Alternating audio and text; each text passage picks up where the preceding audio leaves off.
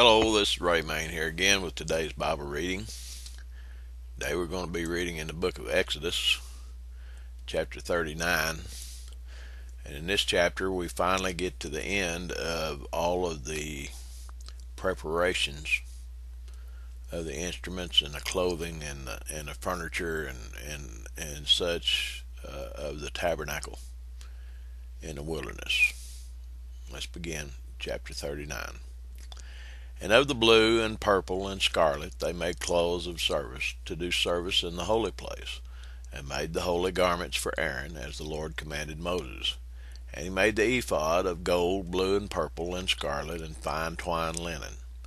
And they did beat the gold into thin plates, and cut it into wires, to work it in the blue, and in the purple, and in the scarlet, and in the fine linen with cunning work. They made shoulder pieces for it, to couple it together. By the two edges was it coupled together. And the curious girdle of his ephod that was upon it was of the same, according to the work thereof, of gold, blue, and purple, and scarlet, and fine twined linen, as the Lord commanded Moses. And they wrought onyx stones, enclosed in ouches of gold, graven as signets are graven, with the names of the children of Israel. And he put them on the shoulders of the ephod, that they should be stones for a memorial to the children of Israel, as the Lord commanded Moses. And he made the breastplate of cunning work, like the work of the ephod, of gold, blue, and purple, and scarlet, and fine twined linen. It was foursquare. They made the breastplate double. A span was the length thereof, and a span the breadth thereof, being doubled. And they set in it 4 rows of stones. The first row was a sardius, a topaz, and a carbuncle. This was the first row. And the second row an emerald, a sapphire, and a diamond. And the third row a ligure, an agate, and an amethyst. And the fourth row a beryl, an onyx, and a jasper. They were enclosed in ouches of gold in their encasings. And the stones were according to the names of the children of Israel, 12 according to their names, like the engravings of a signet, every one with his name, according to the 12 tribes. And they made upon the breastplate chains at the ends, of wreathen work of pure gold. And they made 2 ouches of gold, and 2 gold rings, and put the 2 rings in the 2 ends of the breastplate. And they put the 2 wreathen chains of gold in the 2 rings on the ends of the breastplate. And the 2 ends of the 2 wreathen chains they fastened in the 2 ouches, and put them on the shoulder pieces of the ephod before it.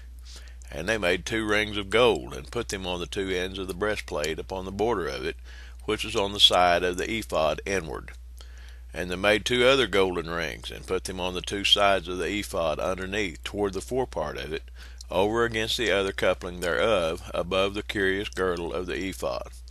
And they did bind the breastplate by his rings under the rings of the ephod with a lace of blue, that it might be above the curious girdle of the ephod, and that the breastplate might not be loosed from the ephod, as the Lord commanded Moses. And he made the robe of the ephod of woven work, all of blue. And there was a hole in the midst of the robe, as the hole of a habergeon, with a band round about the hole, that it should not rend. And they made upon the hems of the robe pomegranates of blue, and purple, and scarlet, and twined linen. And they made bells of pure gold, and put the bells between the pomegranates, upon the hem of the robe, round about between the pomegranates. A bell and a pomegranate, a bell and a pomegranate, round about the hem of the robe to minister in, as the Lord commanded Moses. And they made coats of fine linen of woven work for Aaron and for his sons, and a mitre of fine linen, and goodly bonnets of fine linen, and linen breeches of fine twined linen, and a girdle of fine twined linen, and blue, and purple, and scarlet, of needlework, as the Lord commanded Moses. And they made the plate of the holy crown of pure gold, and wrote upon it a writing like to the engravings of a signet, Holiness to the Lord. And they tied into it a lace of blue, to fasten it on high above the mitre, as the Lord commanded Moses. Thus was all the work of the tabernacle of the tent of the congregation finished, and the children of Israel did according to all that the Lord commanded Moses, so did they.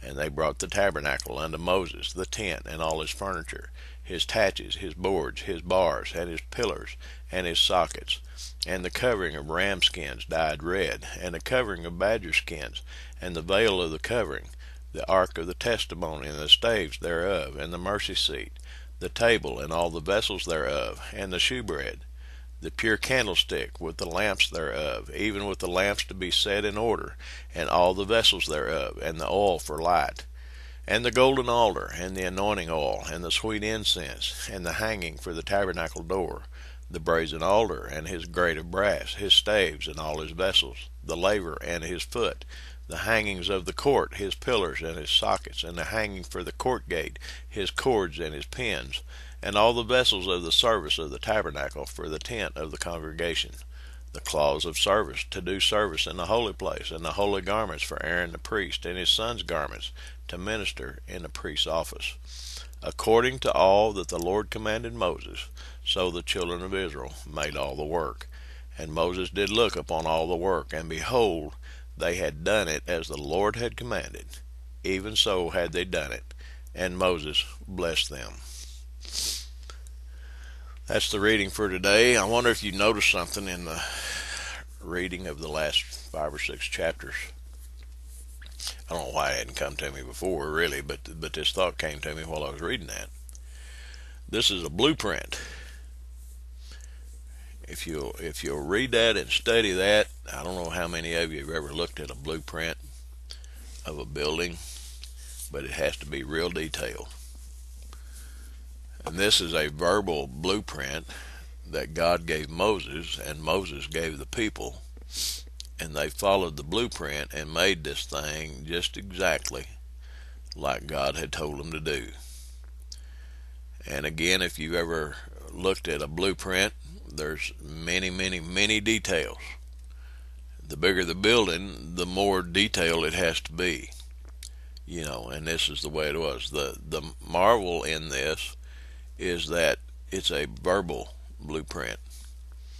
How many of us could, of course I know that the Lord had to have worked on Moses for him to be able to remember every little detail like that and be able to communicate. The Lord was working in that.